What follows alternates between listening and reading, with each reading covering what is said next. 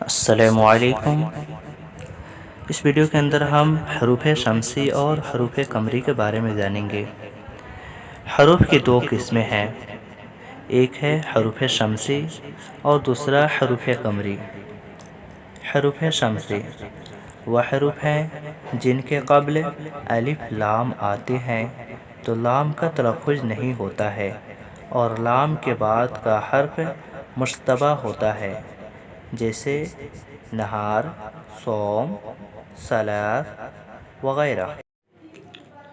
حروف شمسی کی تعداد 14 ہیں جو ذیل ہیں: ت، ث، دال، ذال، ر، ز، س، ش، صاد، ضاد، ط، ظ، لام، نون۔